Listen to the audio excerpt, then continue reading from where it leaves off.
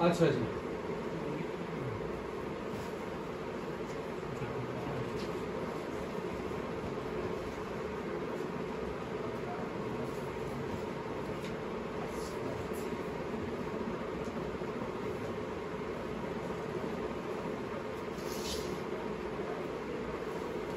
بسم اللہ الرحمن الرحیم نحمدہ ونصلی ونسلم علی رسولہ الکریم۔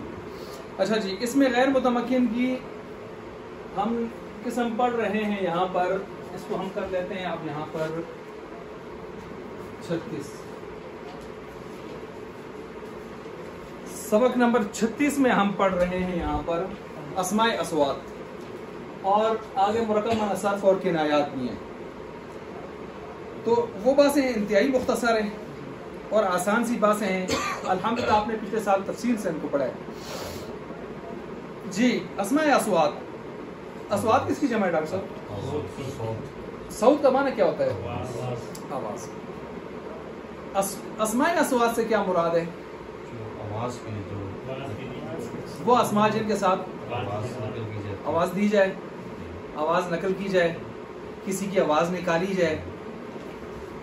دیکھیں، آواز دی جائے، آواز نکالی جائے، کسی کی نقل کی جائے، یا کسی جانور کو کسی کو کاشن دینے کے لیے خاص قسم کا جو آواز نکالی جائے۔ اب دیکھیں، یہ میں نے اسماء اصوات کے حوالے سے مختلف تعبیرات کی ہیں۔ اب آپ دیکھیں، اسماء اصوات کی ایک تعبیر یہ ہے، کل لفظ حکی بہ صوت، ہر وہ لفظ جس کے ساتھ کوئی آواز نقل کی جائے۔ حکیہ کا معنی، حکیہ ماضی مجہول ہے، حکیہ جس کے ساتھ آواز، جی جی حکایت سے ہے، حکایت سے، جس کے ساتھ کوئی آواز حکایت کی جائے، نقل کی جائے۔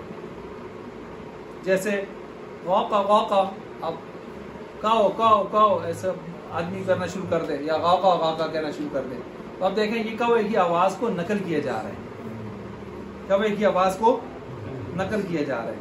یہ نمبر 1 ہو گیا کہ آپ کسی کی آواز کو نقل کریں، غاقا غاقا کوے کی آواز کو۔ دوسری تعریف، یا آپ اس کے ذریعے سے کسی جانور کو اٹھائیں بٹھائیں، اس آواز کے ذریعے سے کسی جانور کو اٹھائیں بٹھائیں سدائیں، اٹھائیں بٹھائیں سدائیں۔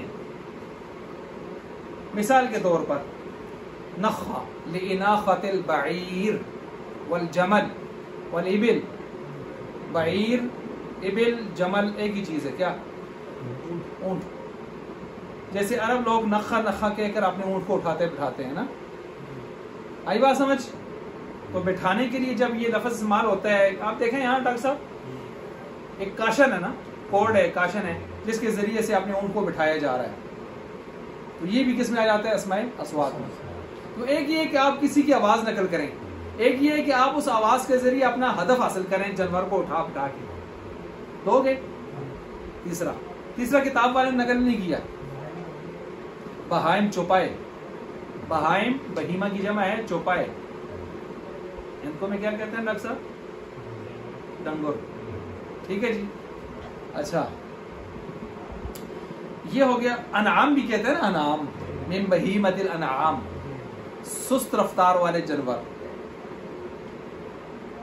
سست رفتار والے، یا وہ منہ مار کے جگالی کرنے والے جانور، ٹھیک ہو گیا، حلال جانوروں کی نشانی۔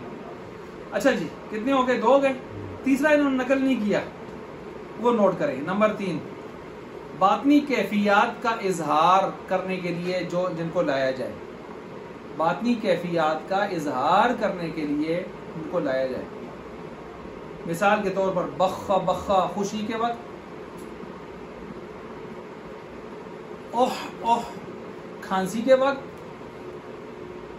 اف اف درد کے وقت۔ یہ میں نے ایک تیسری آپ کو اضافی چیز بتائی ہے مثلا، یہ بھی اسماء اصوات میں ہے، لیکن ان 2 تعریفوں میں یہ آ رہا نہیں ہے، ٹھیک ہو گیا۔ اب دیکھ لیں، جب آدمی عرب لوگ زیادہ خوش ہوتے ہیں تو کیا کہتے ہیں؟ بخا بخا، اور بہت ہی زیادہ خوشی کی انتہا تو کیا کہتے ہیں؟ ہاؤم، کیا کہتے ہیں؟ ہاؤم۔ قرآن کریم میں ہے نا، ہاؤم اقرؤ کتابیہ، قیامت والے دن جب دائیں ہاتھ میں نامہ اعمال ملے گا تو وہ کیا کہے گا؟ آؤ سارے اقرؤ کتابیہ، سارا مال نامہ پڑھو، آؤ، ایک نعرہ ہے اس کا خوشی کا۔ اچھا اب یہ بھی ہو گیا، اوہ اوہ کھانسی اور اوف اوف درد کی آواز، درد کے وقت درد کا اظہار۔ بس اسماء اسبات ضروری بات اتنی ہے، سمجھ گئے اسماء؟ اب اس کے ساتھ آپ یہ لکھ سکتے ہیں، لکھیں جی، یہ غیر کے ساتھ ترکیب میں واقع نہیں ہوتے،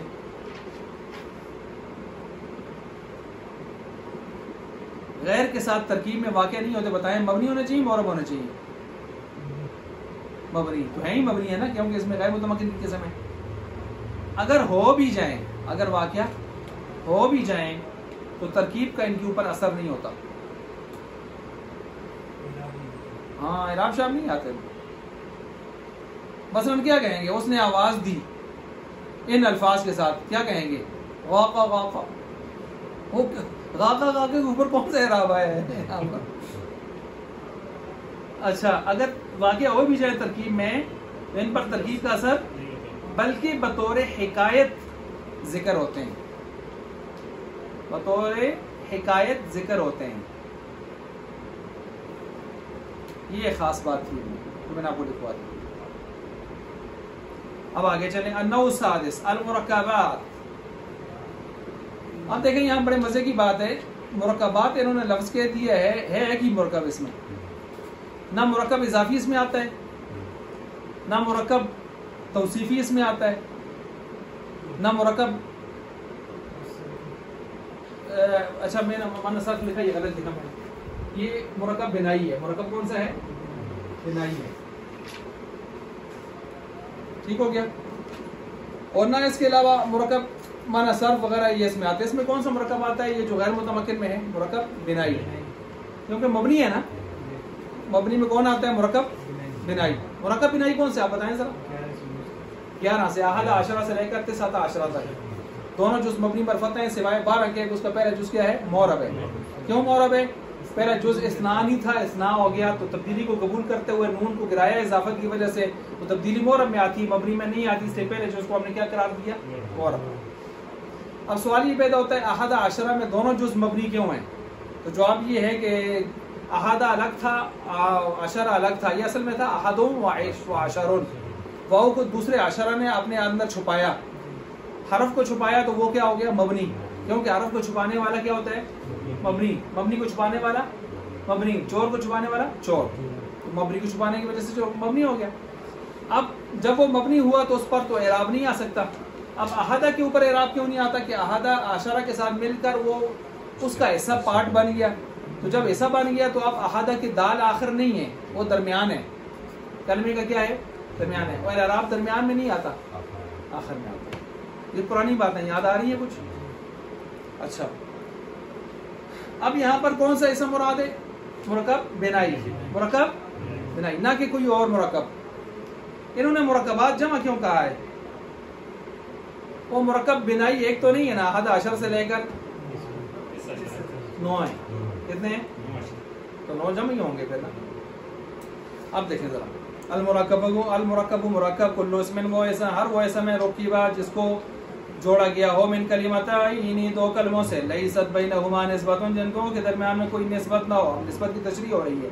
ای کل لیس بینہما النسبت الاضافیہ والاسنادیہ، جن کے درمیان میں نسبت اضافیہ بھی نہ ہو، اسنادیہ بھی نہ ہو، مطلب وہ مرکب اضافی بھی نہ ہو، مرکب اضافی بھی نہ ہو، توصیفی بھی نہ ہو، معنی صرف بھی نہ ہو، اسنادی یعنی پورا جملہ بھی نہ ہو، مرکب تام، اسنادی کا دوسرا نام ہے مرکب تام، وہ بھی نہ ہو۔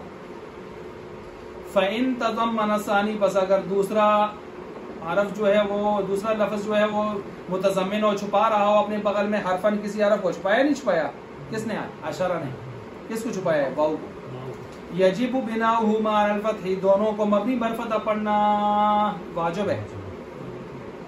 کیوں واجب ہے؟ ڈاکٹر صاحب ابھی بتایا تھا، اس لیے کہ پہلا جو ہے وہ دوسرے کا پارٹ بن جاتا ہے، اس سے درمیان میں اعراب نہیں آتا، آخر میں آتا ہے۔ اب آخر میں جب دیکھتے ہیں تو اس نے حرف کو چھپایا ہوا، حرف مبنی ہے اصل ہے، مبنی اصل کو چھپانے کی وجہ سے وہ خود بھی کیا ہو گیا مبنی پر اعراب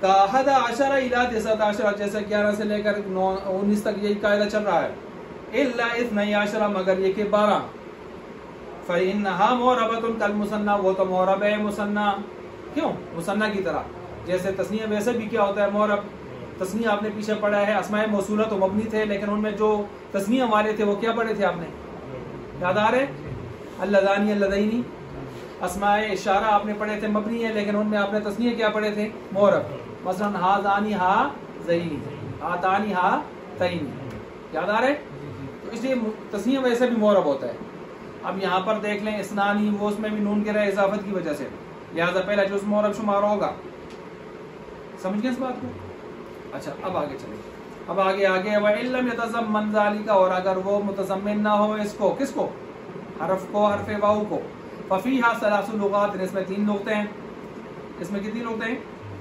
3 لغتیں ہیں اب مرکب من صرف کی بات ہو رہی ہے کس کی بات ہو رہی ہے کیونکہ مرکب من صرف میں دوسرا جو ہے دوسرا اسم وہ کسی حرف کو متضمن نہیں ہوتا نا ہوتا ہے خضر صاحب نہیں ہوتا لہٰذا اب مرکب من صرف کی بات ہو رہی ہے اس کی بات ہو رہی ہے مرکب من صرف کہتے ہیں 3 لغتیں ہیں اس میں 3 لغتیں کون سی ہیں ایک لغت انہوں نے یہاں ذکر کی ہے 2 چھپا دی ہیں وہ ہمیں آپ کو بتاتے ہیں کون سی ہیں ایک لغت یہ ہے بناء الاولی علی الفتح اول کو مبنی بر فتح پڑھنا و اعراب الثانی اعراب غیر منصرف اور دوسرے کو اعراب دے کر غیر منصرف والا اعراب دے کر پڑھنا 3 لغتوں میں سے ایک لغت ذکر کی ہے کون سی ہے پہلے کو مبنی بر فتح پڑھنا دوسرے کو معرب غیر منصرف کر کے پڑھنا مثال کے طور پر جانی بالا بکو بالا پہلا ہے وہ مبنی بر فتح نظر آ رہے بکو دوسرا ہے وہ معرب ہے لیکن غیر منصرف ہے غیر منصرف کا کیسے پتہ چلے گا آگے زیر میں جا کے پتہ چلے گا جیسے رائتو بالا بکا آگے جا کے دیکھیں مررتو ببالا بکا شاہ صاحب ببالا بکا اب دیکھیں پہلا والا با علیہ ہے مبنی بر فتح دوسرا معرب ہے لیکن غیر منصرف ہے اس وجہ سے اس پر کسرہ نہیں آیا سمجھ آ گئی بات یہ نمبر 1 3 لغتوں میں سے لغت نمبر 1 ہے 3 لغتوں میں سے لغت نمبر 1 ہے اب سوال ہی پیدا ہوتا ہے باقی 2 لغتیں کون سی ہیں وہ کتاب میں نہیں آئی وہ نوٹ فرمائیں لغت نمبر 2 ہے دونوں جز معرب دونوں جز معرب اور اول کی اضافت دوسرے کی طرف اور اول کی اضافت دوسرے کی طرف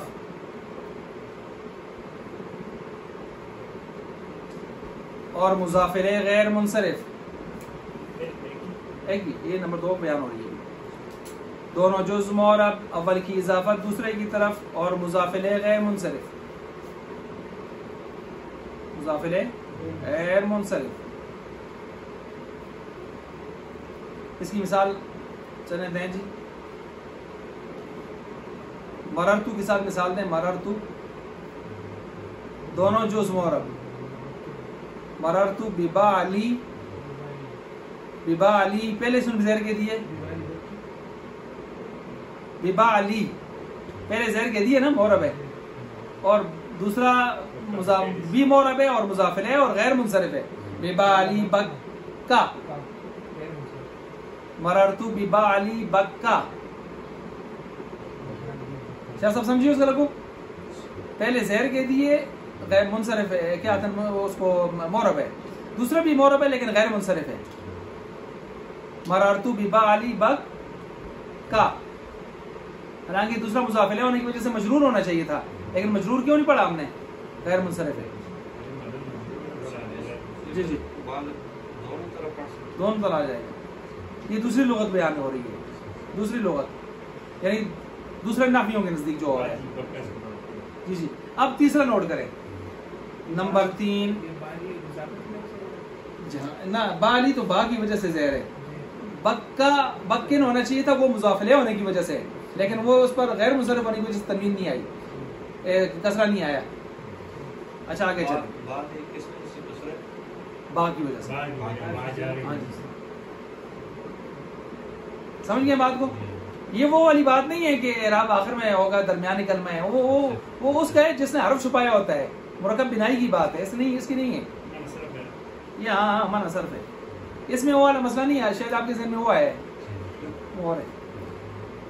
تیسری لغت جی، دونوں معرب ہیں، مضاف الیہ منصرف ہے، دونوں معرب ہیں، مضاف الیہ منصرف ہے. اون دے ہون زیرا ہر پاس آسم. اب بنائیں مررتو ببعلی بکن.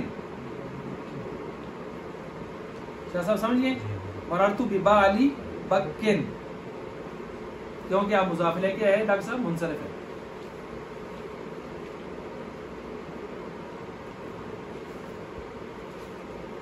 سمجھ گئے بات کو؟ اچھا جی،